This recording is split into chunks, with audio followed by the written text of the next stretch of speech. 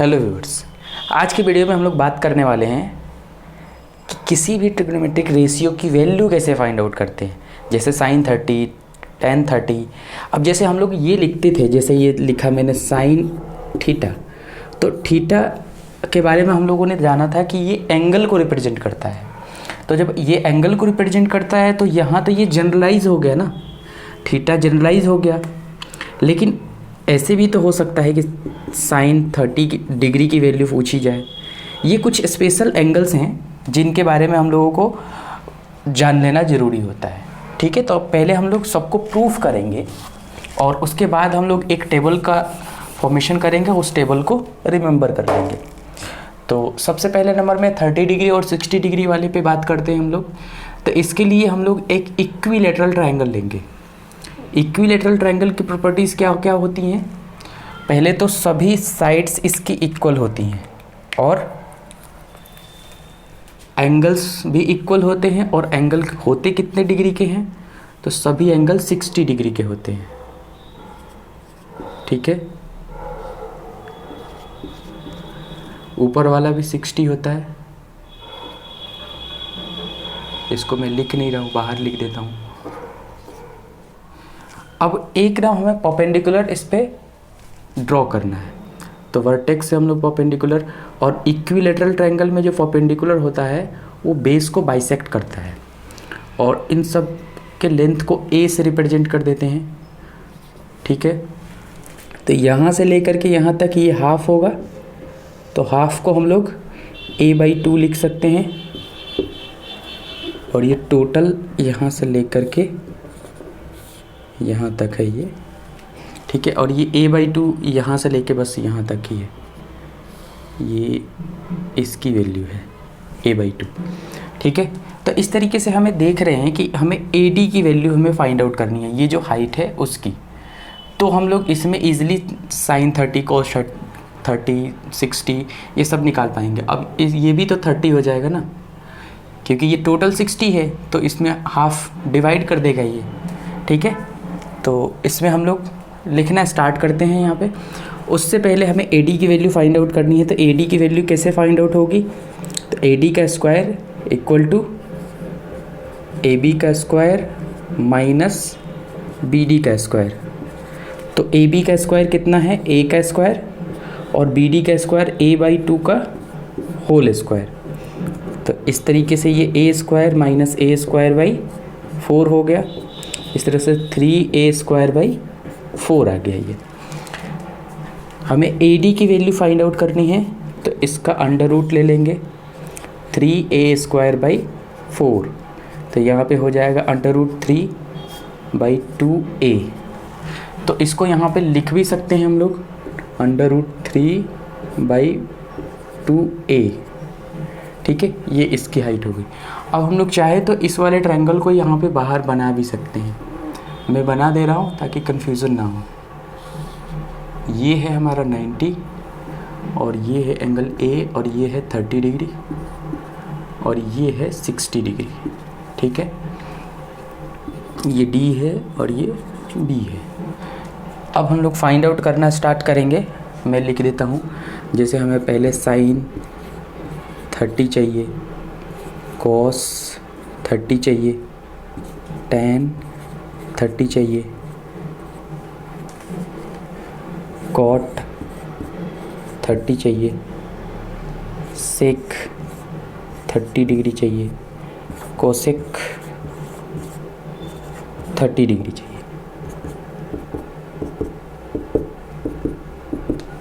और क्या चाहिए? sin 60 degree, cos 60 degree, tan 60 degree, cot 60 degree, sec 60 degree, cosec 60 degree. अभी हम लोग इस सब को प्रूफ कर लेंगे और इसके बाद हम लोग एक टेबल फॉर्म कर लेंगे।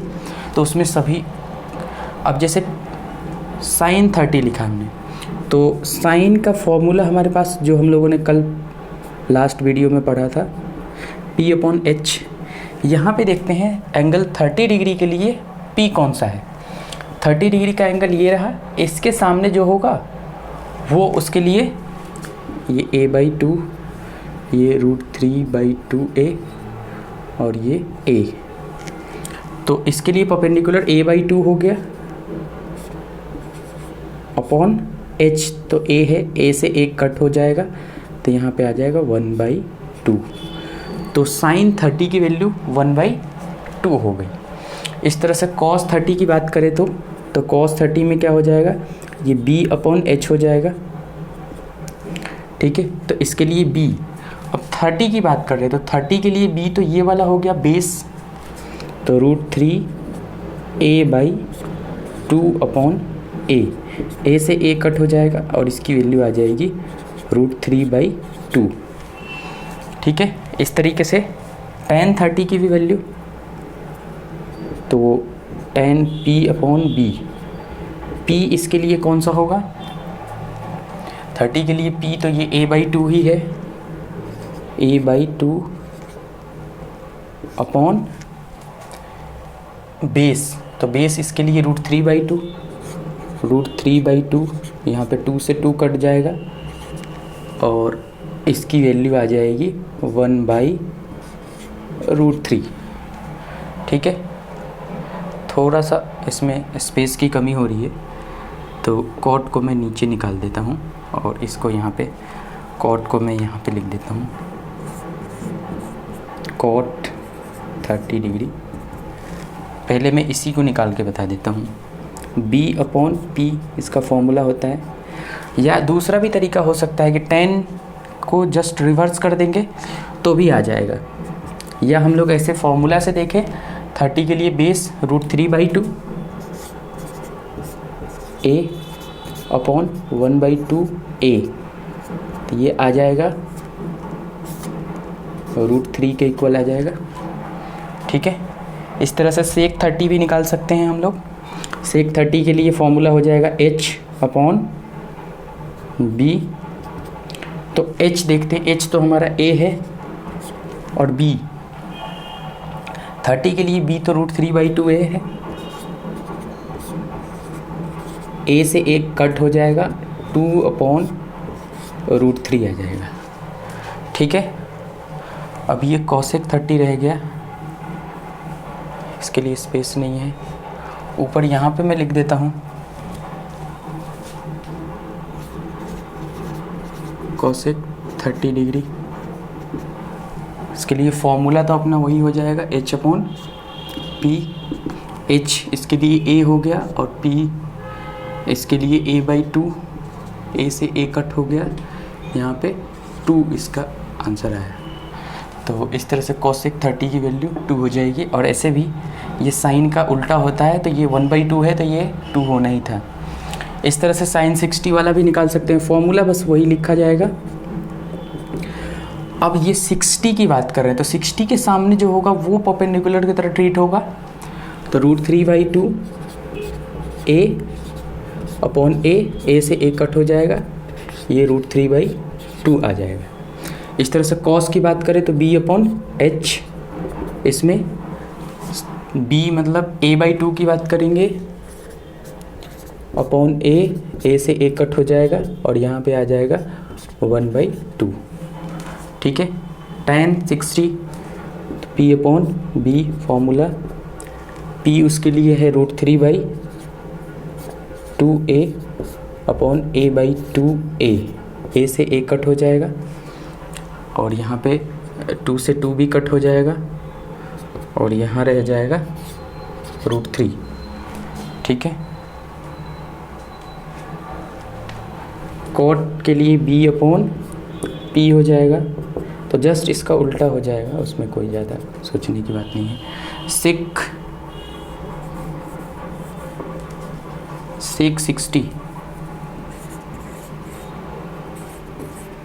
ये तो cos का उल्टा हो जाएगा, cos 60 1/2, तो ये 2 हो जाएगा। ये वाला साइन के उल्टा हो जाएगा, साइन है √3/2 तो ये 2/√3 हो जाएगा। बस ऐसे ही। तो ये हो गया एंगल 30 डिग्री और 60 डिग्री को ये किस तरीके से हम लोग फाइंड आउट करेंगे, और हम लोग अल्टीमेटली एक टेबल फॉर्म कर लेंगे, वहाँ से याद कर लेंगे। ये तो इसका प्रूफ हो गया कि ये किस तरीके से ये फाइंड आउट हुए हैं, ठीक है। तो बहुत ही इम्पोर्टेंट है ये। इसके बाद हम लोग देखते हैं, इसको मिटाने के बाद हम लोग 45 डिग्री के एंगल वाले को देखेंगे कि ये 45 डिग्री वाले कैसे आ गए थे। उसके बाद 0 और 90 रह जाएगा। तो 0 और 90 में थोड़ा सा एक ट्रिक है, उससे समझ में आ जाएगा, क्योंकि हमें ये समझना होगा कि 0 और 90 एंगल फॉर्म कैसे हुए हैं, तो फिर हम लोग उसके एंगल्स को समझ सकते हैं। इसमें हमें एंगल्स किसकी बात करनी है अब? 45 डिग्री। तो उसके लिए हमें एक right angle, isosceles right angle triangle बनाना होगा। आइसोसेलेस राइट एंगल ट्रायंगल के बारे में पहले से पता होगा। आइसोसेलेस राइट एंगल ट्रायंगल जिसमें परपेंडिकुलर और बेस दोनों ही इक्वल होते हैं, उसको आइसोसेलेस राइट एंगल ट्रायंगल बोला जाता है। जैसे मैंने सपोज कर लिया कि इसके लेंथ को ए ले लिया, तो इसका परपेंडिकुलर और बेस दोनों ही इक्वल हो जाएंगे। तो ये कितना हो जाएगा? तो ये हो जाएगा √a² + a², तो हो जाएगा √2a, इसकी वैल्यू हो जाएगी। इस तरह से हमें, अब यहाँ पे ये 90 डिग्री है, तो ये 90, तो ये दोनों मिलकर के 90 और ये दोनों आपस में इक्वल है, तो ये वाला भी 45 हो जाएगा और ये वाला भी 45 हो जाएगा, ठीक है। और हम लोग अब फाइंड करना स्टार्ट करेंगे। साइन 45 डिग्री कैसे फाइंड आउट करा? साइन 45, कॉस 45, tan 45, कॉट 45, सेक 45, कोसेक 45 डिग्री, ठीक है। फॉर्मूला तो वही होगा P/H। P सबसे पहले देखते हैं 45 डिग्री के लिए P, तो इसमें से तो कोई सा भी ले सकते हैं, या तो ये ले लें या ये ले लें, दोनों में सेम ही आना है, तो कोई सा भी ले लेते हैं, यही वाला ले लेते हैं। तो A होगा परपेंडिकुलर A/√2a, A से A कट हो जाएगा, 1/√2 आ जाएगा, ठीक है। इस तरह से कॉस B/H, इसमें तो वही सेम ही होना है, इसमें तो कोई डाउट ही नहीं है। √2a, A से A कट हो जाएगा, 1/√2 आ जाएगा।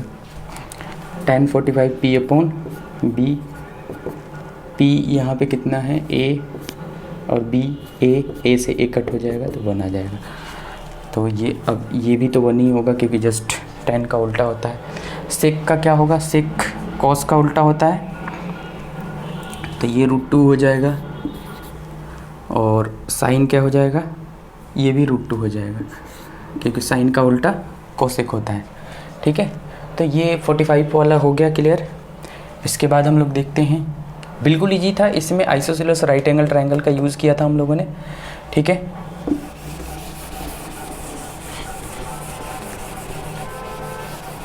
अब इसके बाद हम लोग 0 और 90 को थोड़ा सा समझ लेते हैं, क्योंकि 0 और 90 में थोड़ा सा एक पॉइंट है, एंगल 0 डिग्री वाला।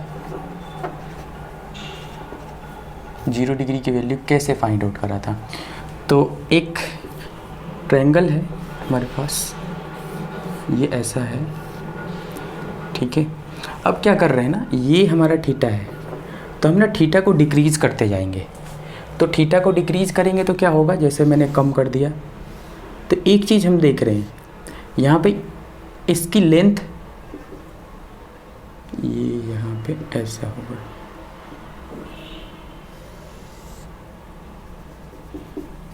इसकी लेंथ कम होते जा रही है और ये एंगल कम हुआ, इसके बाद हमने कम कर दिया। और तो एक चीज़ हम देख रहे हैं कि परपेंडिकुलर गायब होता हुआ जा रहा है, ठीक है।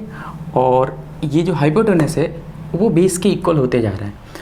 तो एक टाइम आएगा जब थीटा टेंड्स टू 0, इसका मतलब टेंड्स टू 0 का मतलब कि एग्जैक्ट 0 नहीं है, 0 के अप्रोक्स है, टेंडिंग टू 0। इसके बारे में लिमिट वाला जो चैप्टर है 11th क्लास में, वो चैप्टर है जिसके बारे में हमें इसके बारे में पढ़ना है कि कि टेंडिंग टू क्या होता है।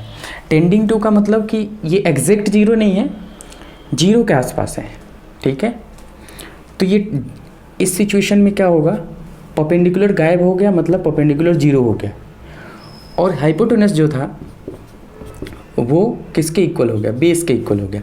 अब इसी कॉन्सेप्ट का यूज़ करके हम लोग 0 डिग्री की वैल्यू फाइंड आउट कर लेंगे। जैसे साइन 0 की बात करें तो साइन 0 डिग्री की वैल्यू फॉर्मूला P/H ही होगा। तो P देख रहे हैं तो 0 है, अपॉन कुछ भी रखें तो ये तो 0 ही आ जाएगा, इसीलिए साइन 0 0 होता है। कॉस की बात करें, कॉस 0 डिग्री तो B/H, इसमें B 0 डिग्री ही होगा।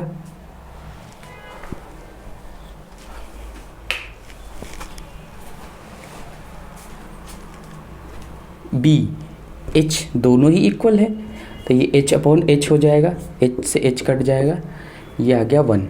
तो cos 0 की वैल्यू 1 भी होती है, ये तो हम लोग ऑलरेडी जान भी रहे हैं, या इसके बाद से हमें याद रखेंगे P/B। इसमें P 0 हो गया, B कुछ भी हो जाए तो ये तो 0 हो जाएगा, और बाकी का सब इसी तरीके से हो जाएगा। अब हम लोग 90 वाला भी देख लेते हैं यहीं पे, इसके बाद हम लोग क्वेश्चन पे आ जाएंगे। तो 90 डिग्री किस तरीके से है, जैसे एक ये राइट एंगल ट्रायंगल है, यहाँ पे ये थीटा है। अब ना ऐसा हो रहा है कि इसमें ये थीटा इंक्रीज होता जा रहा है, तो थीटा इंक्रीज हो रहा है तो बेस कम हो रहा है, और एक टाइम ऐसा आएगा कि जैसे 90 होगा तो इसमें बेस तो ख़त्म हो जाएगा, बेस 0 हो जाएगा, और हाइपोटेनस और परपेंडिकुलर दोनों ही इक्वल हो जाएंगे। इसी कॉन्सेप्ट का यूज़ करके साइन 90 डिग्री, ये समझना थोड़ा सा मुश्किल है, बट एक बार आप फिर से वीडियो को देखोगे रिवाइंड करके तो ये बात समझ आ जाएगी कि मैंने क्या बताया है। इसमें हम लोग एंगल को इंक्रीज कर रहे हैं, इसमें हम लोग एंगल को डिक्रीज कर रहे हैं।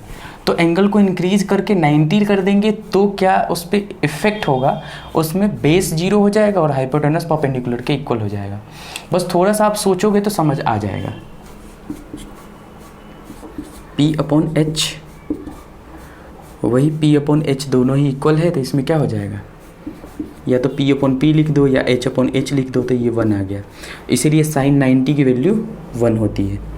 इस तरह से cos 90, तो cos 90 B/H होगा। यहाँ पे देखो B तो हमने 0 कर दिया है, तो 0 में कुछ भी चीज़ से डिवाइड करेंगे तो 0 आ जाएगा। इस तरह से tan 90 तो P/B, 0 कौन हुआ है, B, तो P कुछ भी है हमारा, P तो सपोज करें कुछ भी है, और नीचे किसी भी नंबर में 0 से डिवाइड करने का मतलब होता है वो नॉट डिफाइन होता है। लेकिन यहाँ पे नॉट डिफाइन और इन्फिनिटी भी नॉट डिफाइन होता है, इसलिए इसको इन्फिनिटी लिख दिया जाता है। एक्चुअल में इसकी वैल्यू इन्फिनिटी नहीं होती है, वो नॉट डिफाइन होता है, लेकिन नॉट डिफाइन भी नॉट डिफाइन है और इन्फिनिटी भी नॉट डिफाइन है, इसलिए इसको ऐसे लिख दिया जाता है। ठीक है, इसके बाद हम लोग क्वेश्चन करना स्टार्ट करते हैं। क्वेश्चन इस पे इम्पोर्टेंट है।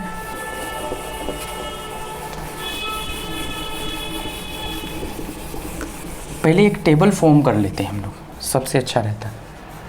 इसमें 0 डिग्री और ये sine theta, cos theta, tan theta, cot theta, sec theta, cosec theta.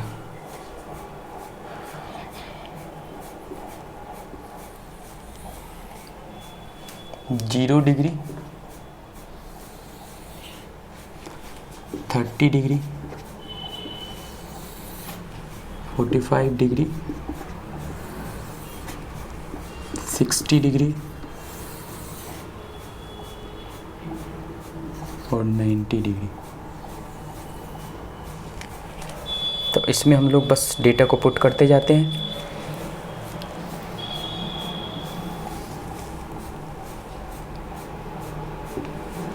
Sign 0 0 होता है, साइन 30 1/2 होता है, 45 1/√2 होता है, 60 √3/2 होता है और साइन 90 1 होता है। कॉस में क्या है कि इसको उल्टा कर सकते हैं, ये 1 यहाँ पे आ जाता है और ये √3/2 यहाँ चला जाता है और ये बीच में है तो बीच में ही रहेगा, तो ये सेम ही रहता है और फिर ये 1/2 यहाँ चला जाएगा और ये 0 यहाँ आ जाएगा।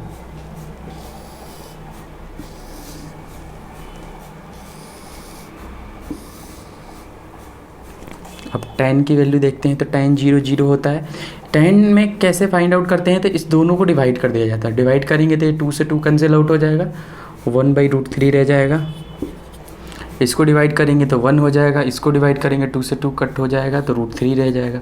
इसको डिफाइन करेंगे तो नॉट डिफाइन हो जाएगा, इसको डिवाइड करा तो नॉट डिफाइन, तो नॉट डिफाइन लिख सकते हैं या इन्फिनिटी लिख देते हैं।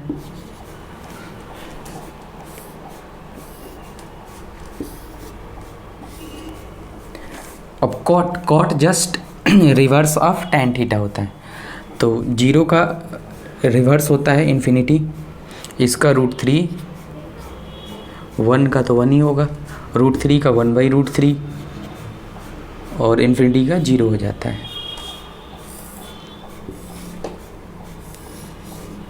अब ये जो सेक है, सेक कॉस का उल्टा होता है तो 1 का उल्टा 1 होगा, √3/2/√3, ये √2, ये 2 और 0 का उल्टा नॉट डिफाइन होता है।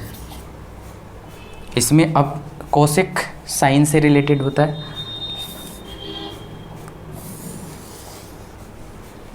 तो इसमें ये 0 डिग्री हमें देखना है ना, तो साइन 0, तो ये तो नॉट डिफाइन हो जाएगा, जिसको हम लोग इन्फिनिटी से लिख रहे हैं यहाँ पे। ये 2 हो जाएगा, ये √2 हो जाएगा, ये 2/√3 हो जाएगा और ये 1 का 1 ही रह जाएगा। ठीक है, तो यही टेबल था। इस टेबल को हम लोगों ने पहले तो हमने प्रूफ करना सीखा कि किस तरीके से ये प्रूफ होता है, और उसके बाद हम लोगों ने यहाँ पे एक टेबल बना लिया। ठीक है, तो आप इसका स्क्रीनशॉट ले सकते हैं। ये याद ही होना चाहिए टेबल, क्योंकि ये याद रहेगा तो बहुत सारे क्वेश्चन सॉल्व हो जाएंगे ट्रिग्नोमेट्री के, बहुत सारे क्वेश्चन। यहाँ पे हम लोग ऐसे भी लिख सकते थे, ये एंगल की बात कर रहे हैं और ये रेशियो की बात कर रहे हैं। ठीक है, तो मैं इसको मिटाता हूँ, इसके बाद हम लोग आ जाते हैं क्वेश्चन पे। किस किस टाइप के क्वेश्चन आते हैं इस चैप्टर में।